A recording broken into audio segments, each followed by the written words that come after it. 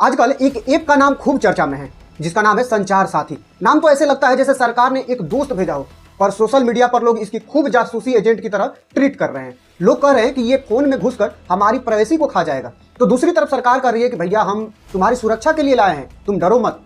अब सच्चाई क्या है, कौन ठीक है कौन गलत है और झगड़ा इतना बढ़ क्यों रहा है, यही आज समझने की कोशिश करेंगे। देखिए, हर घर में एक तो चिंता तो हमेशा बनी रहती है, वो है फ्रॉड कॉल का। कभी कोई बैंक के अधिकारी बनकर कॉल करता है, कभी कोई बिजली बिल वाला बनकर कॉल कर देता है, और कभी कभी तो केवाईसी करने वाला भी कॉल कर देता है कि हम केवाईसी करने वाला बोल रहे हैं। और कई लोग तो रोज ठगे जा रहे हैं। सरकार का कहना है कि ऐसा इसलिए हो रहा है क्योंकि मार्केट में ढेरों सारे नकली फोन बरामद हो रहे हैं, चोरी के फोन मिल रहे हैं, फर्जी सिम है और आइडेंटिटी वेरिफिकेशन की धज्जियां उड़ाई जा रही है।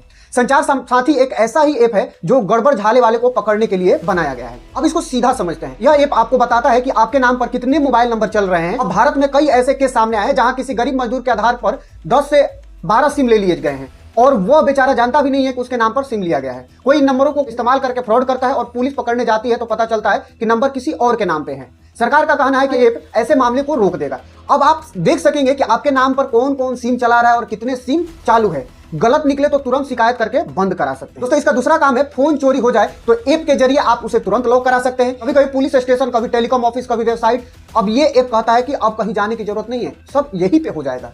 अब यहां तक तो सब ठीक लगता था, लेकिन विवाद कहां से शुरू होती है ये समझने वाली बात है।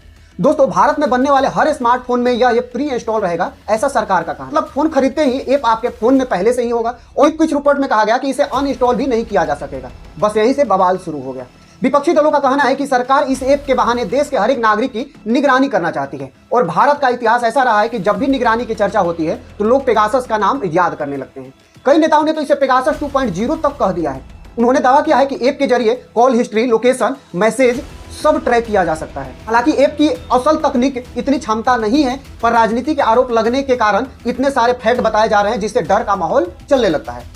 लोगों के भीतर डर इसलिए भी बैठा है क्योंकि भारत में डेटा प्राइवेसी को लेकर भरोसा पहले से ही बहुत कमजोर रहा है। एक आम आदमी सोचता है कि मैंने कोई तो गड़बड़ किया नहीं है, फिर भी मेरा डाटा क्यों चाहिए किसी को। और जब कोई ऐप फोन में बिना पूछे इंस्टॉल हो जाए और हटाया ना जा सके तो सीधा शक होता है कि कहीं ना कहीं कुछ तो गड़बड़ है। अब लोग यही कह रहे हैं कि भाई जब ये ऐप इतना ही अच्छा है तो हमें अपने से डाउनलोड करने की अनुमति दे दो, जबरदस्ती करने की क्या जरूरत। अब इसी के साथ सोशल मीडिया पे बहुत सारे मीम भी बनने लगे हैं। आज संचार साथी, कल सरकार साथी, परसों घर के अंदर का सीसीटीवी साथी हो जाएगा। माहौल बन गया है कि सरकार धीरे धीरे एक ऐसा टूल ला रही है जो सभी को ट्रैक करेगा। अब सरकार का पक्ष भी सुन लीजिए लगे हाथों। सरकार कहती है कि अरे भाई तुम लोग उल्टा सोच रहे हो, ये ऐप निगरानी के लिए नहीं बना है, सरकार की तुम्हारी सुरक्षा के लिए बनाई है। हम तुमको परेशान करने के लिए नहीं किए हैं, हम तुमको फ्रॉड से बचाने के लिए किए हैं। चोरी का फोन बिक जाता है, नकली फोन मार्केट में घूमने लग जाते हैं, इसी को तो रोकना है। सरकार ने यह भी कहा है कि ऐप कोई डाटा नहीं देखता है, ना कॉल पढ़ सकता है, ना मैसेज, ना वीडियो, ना ही रिकॉर्डिंग। इसके पास सिर्फ EMEI चेक करने और सिम काउंटिंग दिखाने का बेसिक सुविधा है। फिर विवाद बढ़ता गया तो नए IT मंत्री सामने आए और बोले कि ऐप अनिवार्य नहीं है, कोई चाहे तो इसे फोन में हटा भी सकता है, कोई रख भी सकता है। अब इससे जनता थोड़ी शांत हुई, लेकिन अभी भी सवाल बाकी रह गया। अगर ये ऐप इतना ही हार्मलेस है तो शुरू में इसे अनइंस्टॉल करने की सुविधा क्यों नहीं दी गई थी? कोई क्लियर जवाब अब तक क्यों नहीं मिल पाया था? असल समस्या क्या है? समस्या ऐप की नहीं है, समस्या भारत में गलत कम्युनिकेशन की है। एक दिन में 4 अलग बातें, एक जगह बोला जा रहा है कि इसको अनिवार्य करना है, दूसरी जगह बोल रहा है कि अनइंस्टॉल नहीं कर सकते हैं, और वही तीसरी जगह बोला जा रहा है कि अनइंस्टॉल कर सकते हो। अब जनता कंफ्यूज है कि क्या हो रहा है। उसके दिमाग में तो यही समझ में आ रहा है कि भैया कुछ तो गड़बड़ है। भारत में पहले भी ऐसे ऐप्स को लेकर विवाद हुआ है। जब आरोग्य सेतु आया था तो उसको लेकर भी ऐसा ही विवाद हुआ था, और सरकार का ट्रैक रिकॉर्ड इस मामले में ज्यादा भरोसेमंद नहीं रहा है, इसीलिए लोग सतर्क हो गए हैं। भारत दुनिया का सबसे बड़ा मोबाइल मार्केट है। यहाँ हर दिन 2 से 3 लाख फोन चोरी होने की रिपोर्ट दर्ज की जाती है। हर दिन हजारों फ्रॉड कॉल दर्ज किए जाते हैं। नकली फोन का बाजार करीब 10 से 12 हजार करोड़ का बताया जाता है। इस गंदगी को साफ करने के लिए बिना साइबर सिक्योरिटी मजबूत नहीं हो सकती है। इस ऐप के जरिए सरकार EMEI की एक सख्त डाटाबेस बना रही थी। अगर कोई चोरी का फोन कहीं ले रहा है तो EMEI से उसको पकड़ा जा सकेगा। ऐप के कारण सरकार को फायदा क्या होगा, ये देखने वाली बात है। नकली फोन को तुरंत पकड़ सकेंगे, चोरी के फोन दोबारा मार्केट में नहीं बिक पाएंगे। साइबर फ्रॉड में इस्तेमाल होने वाले सिम नंबर ट्रेस करके उसको आसानी से पकड़ा जा सकेगा। किसी के नाम पर फर्जी सिम निकालना लगभग असंभव हो जाएगा। क्या यह सब काम बैकएंड सिस्टम से नहीं हो सकता था? क्या हर नागरिक के फोन में एक सरकारी ऐप होना जरूरी है?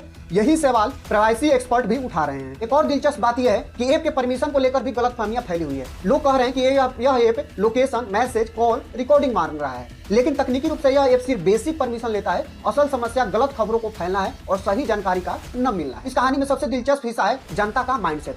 आज हर भारतीयों के पास स्मार्टफोन है। स्मार्टफोन उनके घर के जैसा है, जहां वह चैट करता है, कॉल करता है, फोटो रखता है, वीडियो रिकॉर्ड करता है। जब उसी जगह किसी सरकारी चीज को जबरदस्ती डाल दिया जाए तो किसी को भी एहसास होगा कि कोई मेरी पर्सनल स्पेस में एंट्री कर रहा है, और यही से समस्या शुरू हुई।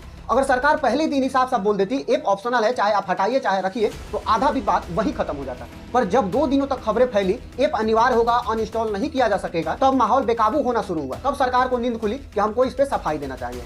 भारत में आजकल एक माहौल है कि लोग सरकार पर जल्दी भरोसा नहीं करते हैं, और सरकार भी लोगों पर भरोसा नहीं कर पा रही है। ऐसे में कोई भी ऐप, कोई भी पॉलिसी, कोई भी डाटा संबंधित निर्णय होता है तो तुरंत शक के घेरे में आ जाता है। लेकिन अब स्थिति अलग है। सरकार का कहना है कि यह ऐप एकदम ऑप्शनल है। कंपनी चाहे तो फोन में डाल सकती है, चाहे तो नहीं डाल सकती है। उपयोगकर्ता चाहे तो डिलीट कर सकता है, चाहे तो रख सकता है। सरकार ने यह भी कहा है कि यह ऐप सिर्फ एक गलत सिम और चोरी के फोन को पकड़ने के लिए है, इसे किसी की जासूसी करना संभव नहीं है। लेकिन विपक्ष का कहना है कि तुम बोल रहे हो कि ऑप्शनल है, पर पीछे से कंपनियों पर दबाव क्यों डाल रहे हो? तुम बोल रहे हो कि डेटा नहीं लेते हैं, पर भरोसा कैसे कर रहे हैं? तुम बोल रहे हो कि सुरक्षा के लिए है, पर जासूसी कैसे रोकोगे? क्या है, ये अभी भी दुविधा है।